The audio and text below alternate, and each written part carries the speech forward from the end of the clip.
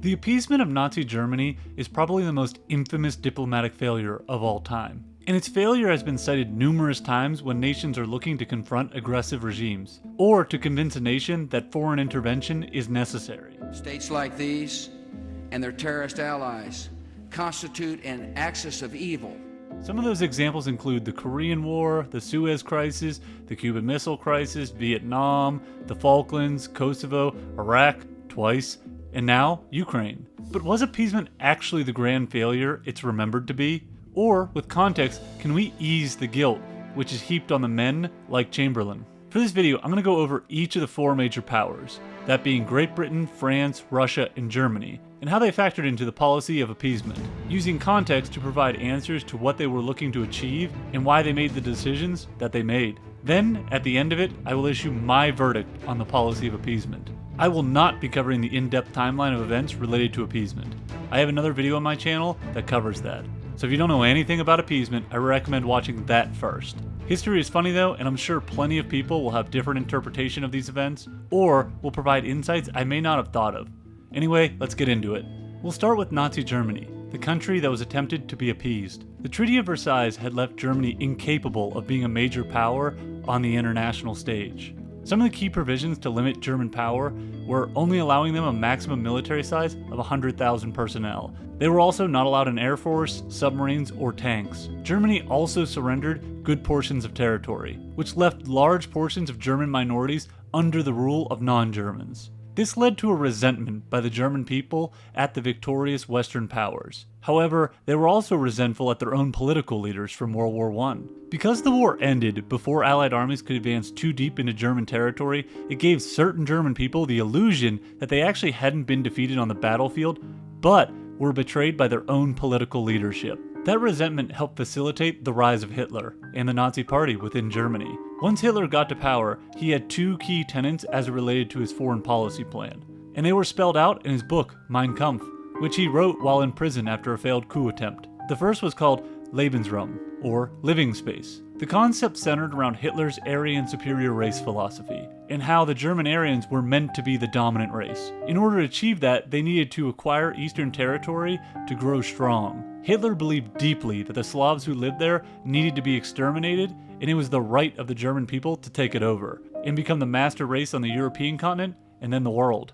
The second was Hitler's version of social Darwinism, or survival of the fittest. He believed a nation or race needed to struggle or fight wars to grow strong, and if they didn't fight, they would grow weak over time. It was imperative in Nazi ideology to wage war to showcase the superiority of the German Aryan race. In order to fight that war, first Germany needed to secure some key vulnerable points. The first of those was in the Rhineland. Under the Treaty of Locarno, this area was to stay demilitarized. In case Germany tried any offensive expansions, France would then have a free zone to strike at the German heartland.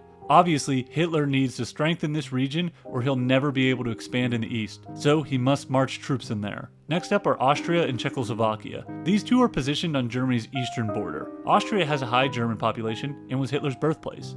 However, Czechoslovakia is the more important of the two. This country is like a dagger pointed right into the side of Germany. Hitler cannot move on Poland or Russia if he has to keep sizable units on the Czechoslovakian front to protect that vulnerable point. The Czech army is no pushover either, and can cause serious problems for any German expansion. After taking Austria and Czechoslovakia, Hitler significantly reduced Germany's vulnerable eastern frontier, while bringing large amounts of manpower and resources under his control, without even having to fight for it. When Nazi Germany invaded Poland on September 1st of 1939, they can do so because they had built up their defenses in Western Germany and secured those key points on their eastern frontier. They can invade Poland free from having to fight a two-front war. Hitler did not want to make the same mistake that German military leaders did at the start of World War I, when they fought in France and Russia on opposite sides of Germany. That's why he worked toward defeat in detail of his enemies, even securing a deal with Soviet Russia to split Poland. That deal was just meant to buy time for Germany to defeat France and Britain before finally crushing Soviet Russia. Hitler used a series of gambles that relied on the Western democracies being divided toward their approach, while Nazi Germany clearly understood their end goals. What about Germany's traditional rival, France? Why didn't they make a move against Germany before Poland in 1939? Let's go back to 1919 and the Treaty of Versailles again. In that treaty, France was very focused on making sure Germany could not hurt them again. After all, Germany had defeated them in 1870 during the Franco-Prussian War, which saw the creation of a large and powerful German state on their border. While also in the treaty to end that war, Germany took over the Alsace-Lorraine territory, birthplace of Joan of Arc, and received large war reparations from France. And to add an extra insult to the injury, they had to let Prussian troops march through Paris as a final symbol of their total defeat. And to make matters even worse, at the start of World War I, Germany almost broke through to Paris again. And for the next 4 years, the Western Front saw battles almost exclusively on French soil. When the Allies eventually drove the German army back in 1918, they flooded the French coal mines before retreating. Eastern France was the primary coal-producing region for the country. So with these destroyed, French industry was devastated. If France is going to power itself moving forward, they are going to need Germany's industrial sectors in the Rhine, Saar, and Ruhr regions to provide for them.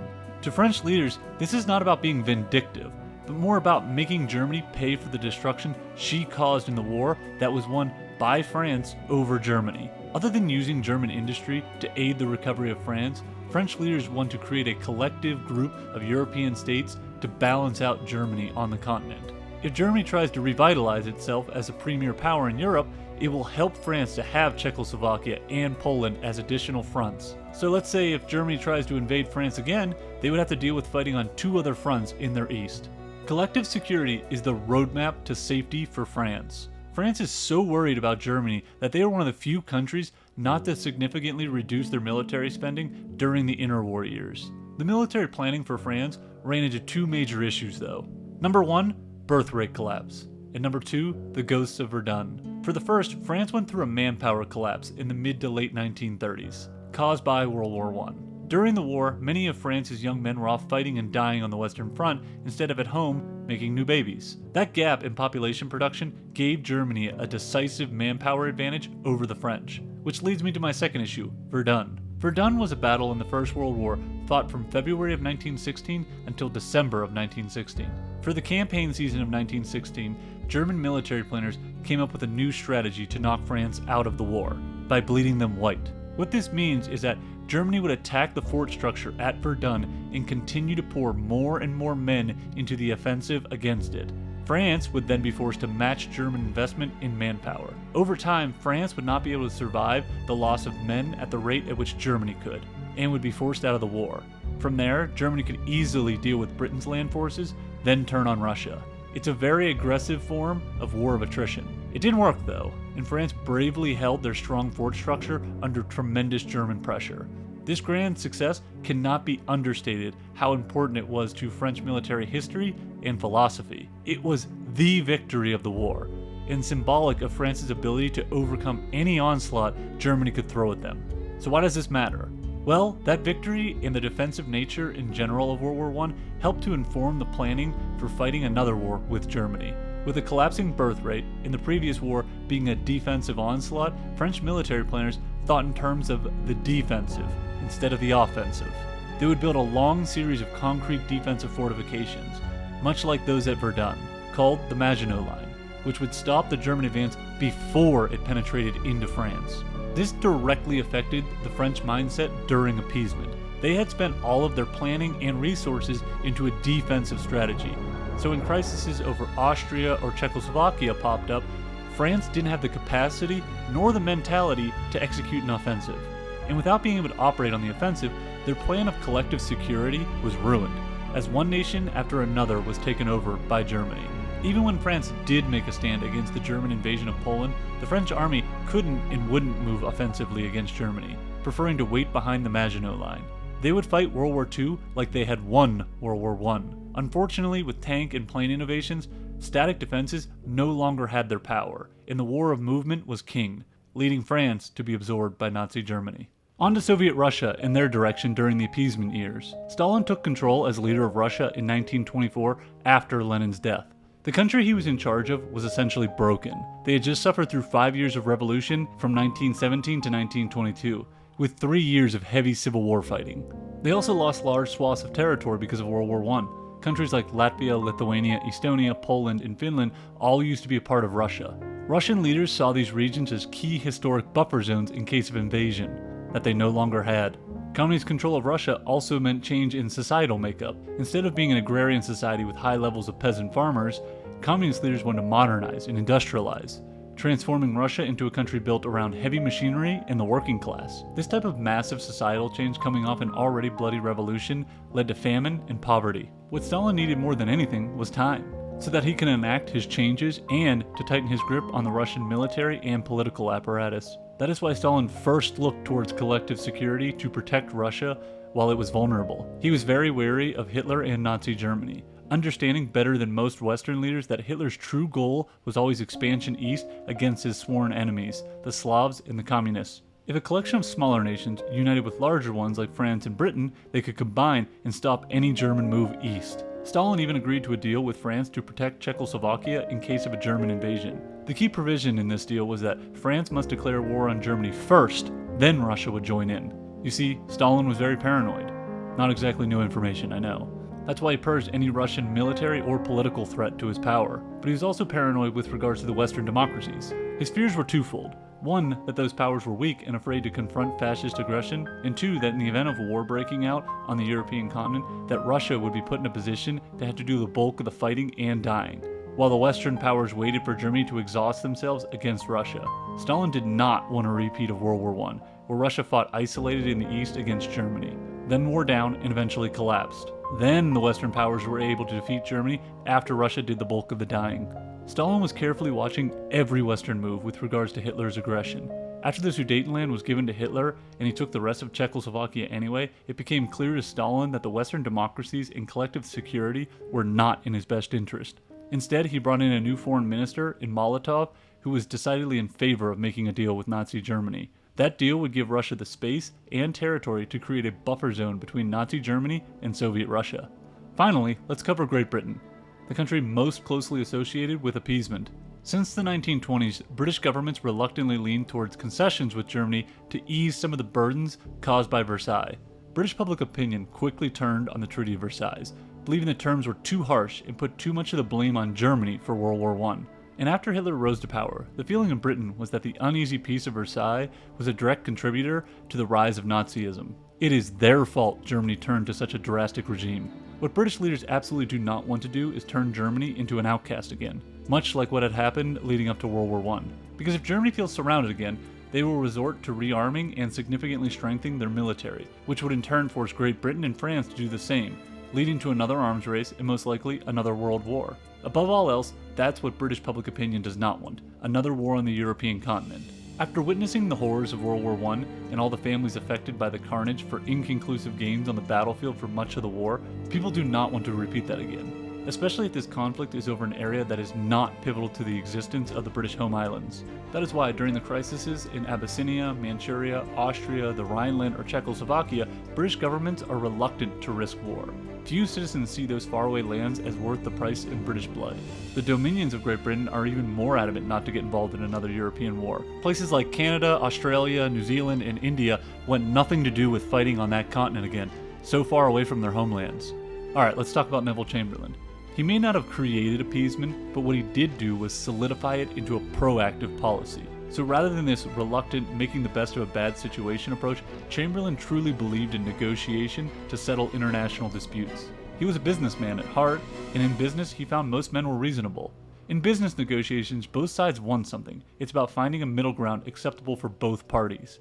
He just needs to find out what Hitler actually wants, then he can tie him down into a deal that preserves peace. Chamberlain believes fully in himself as the man destined to find that deal. That's why he consistently acted unilaterally on foreign policy, preferring not to consult with the Czech or French leaders even whenever their interests were on the line too. And he even went behind his own foreign ministers on secret negotiations. He also discounted input from FDR of the United States and rejected the idea of securing an alliance with Soviet Russia. At first, he explored giving Germany colonial concessions in Africa to alleviate the loss of territory Germany suffered after Versailles. When Hitler did not bite at that and moved aggressively east towards Austria and Czechoslovakia in the name of uniting the German-speaking people, Chamberlain looked to find a solution there. The solution he found felt workable. If Germany is given the Sudetenland, Hitler will be done making territorial demands. For Chamberlain, the sacrifice of Czechoslovakia is worth world peace. In his heart of hearts, he believes in pacifism and negotiation, and here's a solution that will save the world from war. And at the end of the day, British military leaders do not feel as if they were ready for war in the fall of 1938. They still need more time to keep rearming, especially with anti-air defenses, or Germany will be able to bomb them at will. That is why the deal at Munich in appeasing Hitler in September of 1938 is seen by Chamberlain and his cabinet as the best and only move. Now that we have covered each of the major powers' perspectives and why they each chose to approach the European situation of 1938 in the way that they did, let's get into my own personal verdict on the policy of appeasement. The defense of appeasement rests on 4 key planks. Number 1, that the terrible state of Anglo-French rearmament meant that neither Britain nor France were ready for a war before the autumn of 1939. Number 2, the outbreak of war before the fall of 1939 would have split public opinion, especially in Great Britain. Number 3, it was not until the invasion of the rest of Czechoslovakia that Hitler proved firmly that he could not be trusted. Number 4, attempting to avoid the horrors of a new world war with concessions to Nazi Germany was a reasonable and even honorable policy worth trying. Let's go line by line on those and give the counter-arguments. Number 1, granted, there were serious deficiencies in the British and French arms in 1938 during the Czechoslovakian crisis. For example, only 29 out of the 52 British fighter squadrons considered required for home defense were ready by the time of the Munich conference. While on the French side, they had only 6 months before Munich tried to attempt to close the gap between their air force and the Luftwaffe. However, it is equally true that Germany was in no position to wage a major world war in 1938. In the fall of 1938, they only had 3 lightly armored tank divisions, and only enough ammunition for 6 weeks of hard fighting. The German Air Force only had 2,700 first-line aircraft, but of these, only 2/3 were fit to take part in operations, and only half that number were modern machines. The Luftwaffe was incapable of any sort of strategic bombing against the British home island, especially since its primary role in a war would have been directed at Czechoslovakian targets. Granted, the British and French did not have full knowledge of these weaknesses, having been swept up in German military propaganda, but what could and should have been realized was their own strategic and military advantages. At this point, Germany was resource-starved and diplomatically isolated. Sure, it had Italy and Japan, but Italy was more of a hindrance than a help in any war, having its military ability exposed in the Abyssinian and Spanish conflicts, while Japan and Germany were more a pairing of convenience, without any key links to assist each other. As well, Germany was dangerously exposed on its western flank. At the time of Munich, the Siegfried Line was a mere construction site. The Western powers, for their part, had the resources of the world's largest empire, mastery of the seas, and up to 30 divisions facing Germany's only 8 along the western German border. If the Western powers had united with Russia at that point, their strengths would have magnified even more. Sure, the effectiveness of the Russian military after Stalin's purges was definitely questionable, but Czechoslovakia was of keen interest for them, and would have suffered a severe loss of face if they didn't come to its aid in the event of a German invasion. At the very least, an alliance with the West would have prevented Stalin from retreating to isolation and making a deal with Hitler. The simple fact is that the strategic advantage was firmly on the Western Allies' side in the fall of 1938. Much better so than a year later, with the Siegfried Line more developed, the vulnerable Czechoslovakian front under German control, and Hitler signing a deal with Stalin to carve up Poland.